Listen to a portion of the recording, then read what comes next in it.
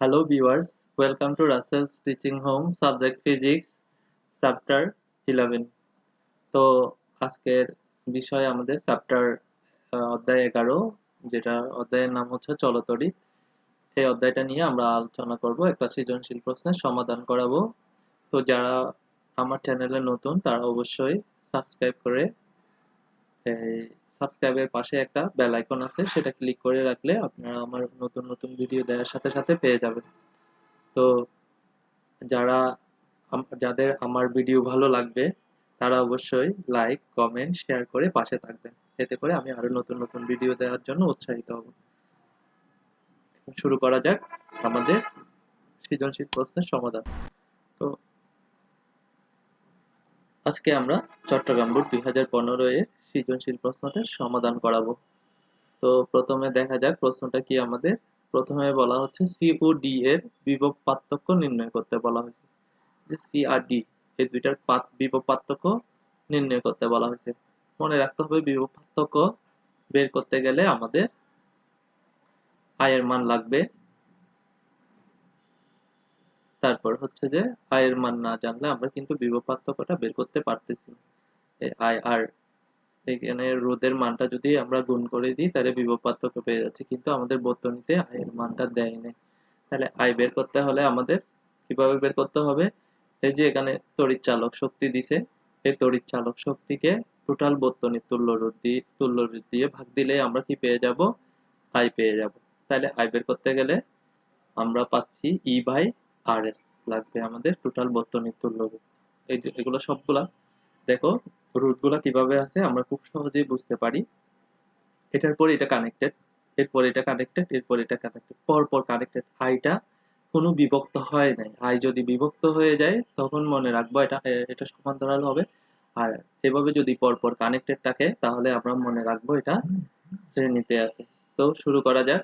আমরা শুরু করি। প্রথমে আমাদের যেহেতু তুল্য রোধ নির্ণয় করতে হবে, দেওয়া আছে আর ওয়ান, এটাকে আর ওয়ান বলবো, এটা আর টু, এটা আর থ্রি। রোধগুলো আমরা একটু লিখে ফেলি। দেওয়া আছে বর্তনীর রোধ সমূহ আর equal to R1 equal to 10 ohm, R2 equal to 10 ohm, R3 এর মান হচ্ছে যে 5 ওহম। এরপরে ব্যাটারির তড়িৎ চালক বল E equal to 16 ভোল্ট। তাহলে এখানে এখন আমাদের কাজ হচ্ছে যে প্রথমে বলছিলাম আই বের করতে হলে আমাদের কিন্তু টোটাল বর্তনীর তুল্য রোধ নির্ণয় করতে হবে, তা না হলে আমরা কিন্তু আই বের করতে পারবো না। তো সেক্ষেত্রে আমাদের প্রথম কাজ হচ্ছে তাহলে তুল্য রোধ নির্ণয় করতে হবে। তুল্য রোধ যেহেতু সবগুলা রোধ পরপর কানেক্টেড, এগুলোর রোধগুলা, তাহলে এটা আমরা দেখেই বুঝতেছি এটা শ্রেণীতে আছে। তাহলে সিরিজ কানেকশন, তাহলে এস দ্বারা প্রকাশ করব। এক্ষেত্রে আমরা বের করতে হবে সিওডি এর বিভব পার্থক্য V equal to V CD equal to what. তো আমরা রোধগুলো শ্রেণী সমবায়ে যুক্ত থাকায় এদের তুল্য রোধটা নির্ণয় করে ফেলবো। আর এস দ্বারা প্রকাশ করা হবে সিরিজ কানেকশনে থাকায়। তাহলে আর এস ইকুয়াল টু কি হবে? আর ওয়ান প্লাস আর টু প্লাস আর থ্রি। সূত্রটা শিখে নিবা। যদি সিরিজ কানেকশনে থাকে তাহলে ভগ্নাংশ আকারে হয় না, এভাবে কি হয় পরপর লিখতে হয় যোগ আকারে। আর ওয়ান প্লাস আর টু প্লাস আর থ্রি পূর্ণ সংখ্যায় থাকে, এক্ষেত্রে ভগ্নাংশ আকারে থাকে না, খেয়াল রাখতে হবে এটা। তো ভগ্নাংশ আকারে থাকবে। আরপি হলে ওয়ান বাই আরপি যখন লিখি তখন আমরা ভগ্নাংশ আকারে লিখি, যেটা তোমার প্যারালাল ক্ষেত্রে অর্থাৎ সমান্তরালের ক্ষেত্রে। তো আর ওয়ান এর মান বসালাম, আর টুর মান বসালাম, আর থ্রির মান 5 ওহম, এখান থেকে দেখে দেখে বসিয়ে দিলাম। বসিয়ে দেওয়ার পরে যোগ অঙ্ক করে ফেলি। এখানে আমরা টোটাল পাই কত? 25 ওহম। এটা আমরা বসিয়ে দিলাম। এরপরে এখন আমরা কিন্তু কি বের করতে পারি? আই বের করতে পারি। তাহলে আই এর সূত্রটা হচ্ছে যে I equal to E by R S. এই সূত্রটা আমরা প্রয়োগ করব। বর্তনীর তড়িৎ প্রবাহ আই বের করার সূত্রটা কি? ই বাই আর এস, অর্থাৎ তড়িৎ চালক শক্তিকে আমরা কি করব? বর্তনীর তুল্য রোধ দিয়ে ভাগ করলে আমরা তড়িৎ প্রবাহ পেয়ে যাব। তো তড়িৎ প্রবাহ না হলে আমরা কি বের করতে পারবো না। এখানে বিভব পার্থক্য সি ও ডি বিন্দুর বিভব পার্থক্য বের করতে পারবো না। তো মান বসিয়ে দিলাম 16 ভোল্ট, আমরা তুল্য রোধটা পেলাম 25 ওহম। এরপর আমরা ক্যালকুলেশন করলে কত পাই? 0.64। যেহেতু তড়িৎ প্রবাহের একক হচ্ছে অ্যাম্পিয়ার, অবশ্যই এ দ্বারা আমরা অ্যাম্পিয়ারটা বসিয়ে দিব। যদি আমরা এককটা না লিখি আমাদের নাম্বার, আমরা কাঙ্ক্ষিত নাম্বারটা পাবো না। অনেক সময় জিরো দিয়ে দিলেও সেক্ষেত্রে কিছু করার থাকবে না। তো এককটা অনেক বেশি গুরুত্বপূর্ণ। সবাই একটু খেয়াল রাখবা, শেষের দিকে এককটা লিখে দিলে হয়ে যাব। তো এখন আমরা তড়িৎ প্রবাহ পেয়ে গেলাম, আবার এই তড়িৎ প্রবাহ যেহেতু পেয়ে গেলাম, তাহলে এখন আমাদের আর বিভব পার্থক্য বের করতে আর কোনো সমস্যা নেই। তাহলে সূত্রটা আমরা লিখে ফেলি, সি ও ডি বিন্দুর বিভব পার্থক্য ভি সিডি, এটা সিডি বিন্দুর বিভব পার্থক্য বোঝাচ্ছে, বি এর পাশে সিডি, বিভব পার্থক্য ভি দ্বারা প্রকাশ করলে সিডিটা হচ্ছে সিডি বিন্দু। এই দুইটা অংশ, এই অংশের বিভব পার্থক্য আমরা বের করব সেহেতু। তাহলে বিভব পার্থক্যটা বের করতে হয় যে তড়িৎ প্রবাহকে এই অংশের রোধ দিয়ে গুণ করতে হবে, সব অংশের রোধ না, আবার যে অংশটার আমরা রোধ বের করব সেই অংশটা সিডি অংশটা বের করব, সেজন্য সিডি আর সিডি হবে।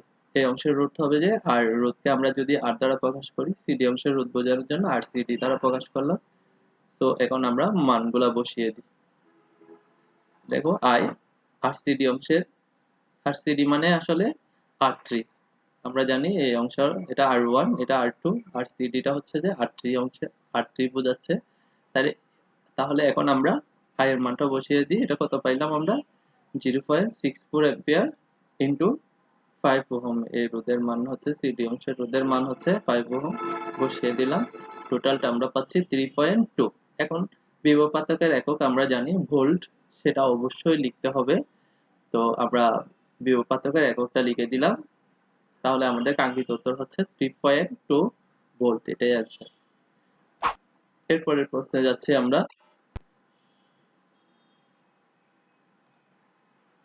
উদ্দীপকটা আমি আবার নিয়ে আসলাম, যেহেতু আমাদের প্রশ্ন উত্তরের সুবিধার জন্য উদ্দীপকটা আমরা যদি বারবার ওইখান থেকে পৃষ্ঠা না উল্টায়ে এভাবে দেখলে আমাদের জন্য সুবিধা হয়, অঙ্কটা করতেও সুবিধা হয়। তো প্রশ্নটা দেখা যাক, এরপরের প্রশ্নটা বলা হচ্ছে রোধগুলো কিভাবে সংযুক্ত করলে বর্তনীর প্রবাহ মাত্রা 2.5 গুণ হবে, চিত্র সহ বিশ্লেষণ করতে বলছে।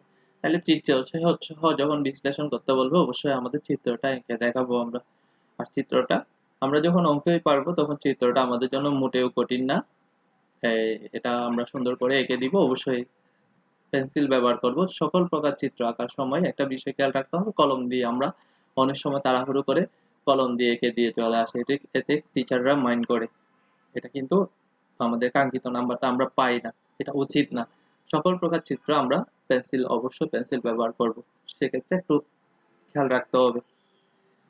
তো এই অঙ্কটা আমরা শুরু করি।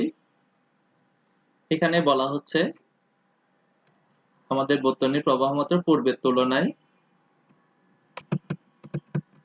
বর্তনীর প্রবাহ মাত্রা পূর্বের তুলনায় 25 রোধগুলো কিভাবে সংযুক্ত হলে বর্তনীর প্রবাহ মাত্রা 2.5 গুণ হবে, চিত্র সহ বিশ্লেষণ করতে বলা হয়েছে।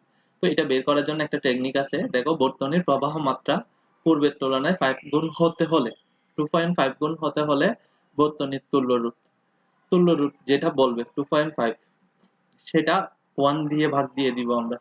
সেটাকে যত বলবে সেটাকে 1 দ্বারা ভাগ করব, যে মানটা পাবো তত গুণ করতে হবে, তত গুণ করতে হবে, মানে তুল্য রোধের সাথে সেটা আমরা গুণ করে দিব। নতুন যে বর্তনীর তুল্য রোধটা হবে, সেটা হবে যে প্রবাহ মাত্রা পূর্বের তুলনায়, মানে আগে যা ছিল সেটা থেকে 2.5 গুণ করতে হলে বর্তনীর তুল্য রোধ পূর্বের তুলনায়, পূর্বের 1 কে 1 দ্বারা আমরা এটাকে ভাগ দিব, 1 দিয়ে এই অংশটাকে ভাগ দিব। ভাগ দিলে আমরা যেটা পাবো তত গুণ করতে হবে। অর্থাৎ পরিবর্তিত অবস্থায় বর্তনীর তুল্য রোধ হবে যে, এটা পরিবর্তিত বোঝাতে ই কিউব ব্যবহার করা হয়েছে, আর ই কিউ ইকুয়াল টু, তাহলে এখানে আমাদের কি করতে হবে, টোটাল বর্তনীর তুল্য রোধকে, টোটাল বর্তনীর তুল্য রোধকে এখানে যে আমরা 1 কে 2.5 দিয়ে গুণ বলছিল সেটা দিয়ে ভাগ দিলাম। ভাগ দেওয়ার পরে যে মানটা পাইছি তত গুণ করতে হবে, যে আমাদের খেয়াল রাখতে হবে এটা। তাহলে আমরা 1 কে 2.5 দিয়ে যখন ভাগ দিছি তখন 0.4 পাইলাম।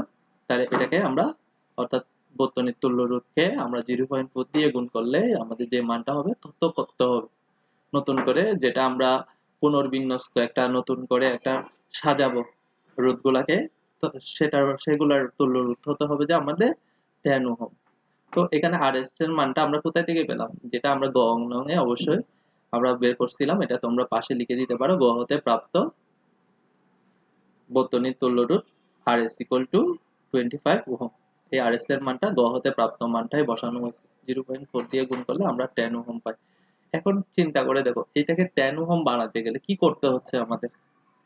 এখানে একটা রোধ আছে, এটার মান হচ্ছে 10 ওহম। এরপরে একটা রোধ আছে সেটার মানও 10 ওহম, এরপর একটা 5 ওহম।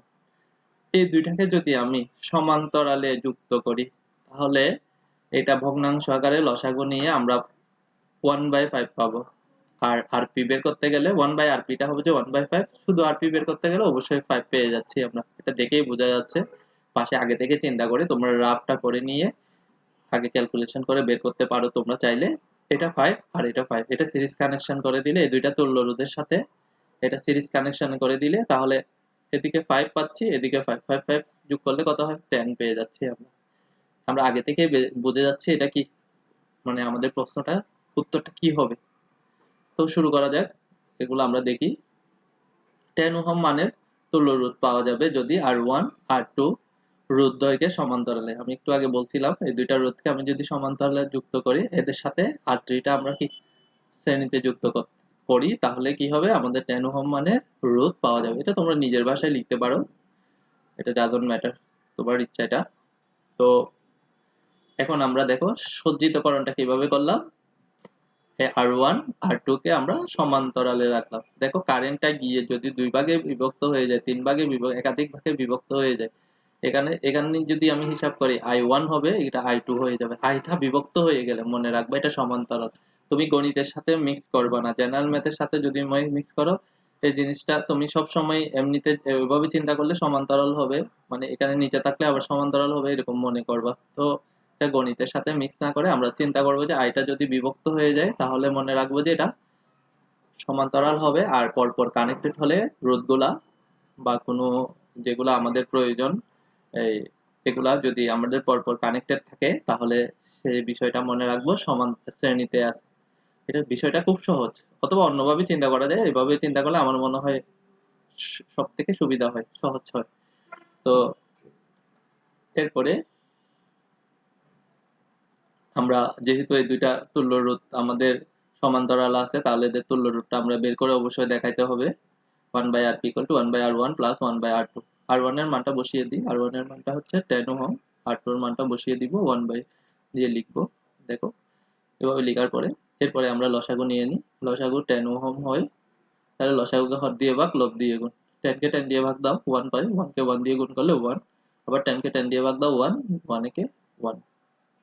এরপরে 1 1 যোগ করলে কত হয় 2/10 ওহম, কাটাকাটি করো তাহলে 1/5 হয়, 1/5 ওহম হয়। এরপরে আরপি যখন লিখবো এটা যদি আমি বিপরীত ভগ্নাংশ করে দিই, আরপি করে দিই rp/1, আরপি কে 1 দিয়ে ভাগ দিলেও আরপি পেয়ে যাচ্ছি। আর এটাও ঠিক বিপরীত ভগ্নাংশ করে দিব, তাহলে এটা যদি আমি বিপরীত ভগ্নাংশ করে দিই 5 উপরে যাবে 1 নিচে, উভয় পক্ষে বিপরীত ভগ্নাংশ করে দিতে পারতেছি আমরা, তাহলে বিপরীতকরণ বলে। তো এটা যদি করি তাহলে আমরা পাচ্ছি 5 ওহম, আরপি এর মান পাচ্ছি 5 ওহম, আর বাকি আছে R3। এই দুইটাকে আমাদের কি করতে হবে 10 ওহম পাওয়ার জন্য আরপি কে আর R3 কে আমরা শ্রেণীতে যুক্ত করে দিব। তো শ্রেণীতে যুক্ত করার জন্য দেখা যাক আরপি ও R3 শ্রেণীতে যুক্ত থাকায় সামগ্রিক তুল্য রোধ। তো এখানে আমরা চিত্র দেখেই বুঝতে পারতেছি এই অংশটার সাথে এই অংশটা শ্রেণীতে আছে, তাহলে এদের তুল্য রোধ হবে যে Req, যেটা আমাদের বের করতে হবে। Req = তাহলে আরপি প্লাস R3, পুরোটা এখন একটা হয়ে গেছে মনে রাখবা, এটার সাথে এটা পরপর কানেক্টেড। এটা যদি পুরোটা এখন আরপি হয়ে যায় তাহলে আরপি আর R3 পরপর কানেক্টেড। এটা তো কিন্তু এখন দুইটা নেই, দুই একত্রে করেই তো আমরা 5 ওহম পাইছি, এটা দুইটার রোধ একসাথে হয়ে গেছে।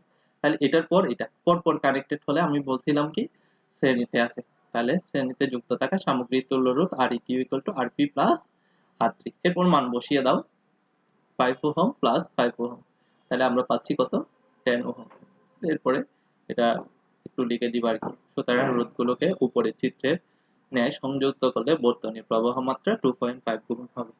তো এই সমাধানটা যদি তোমাদের ভালো লেগে থাকে তো অবশ্যই আমার চ্যানেলটা সাবস্ক্রাইব করবা, এর পাশাপাশি আমার ভিডিওটা লাইক দিবা, আর একটু বেশি ভালো লাগে থাকলে অবশ্যই কমেন্ট করে জানাবা সেটা। আর পরবর্তীতে কোনো ভিডিও যদি দরকার হয় অবশ্যই আমাকে কমেন্ট করে জানাতে পারো, এতে করে আমি আরো আরো নতুন নতুন ভিডিওগুলো দেওয়ার জন্য উৎসাহিত হব। সবাইকে ধন্যবাদ, অল দ্য বেস্ট।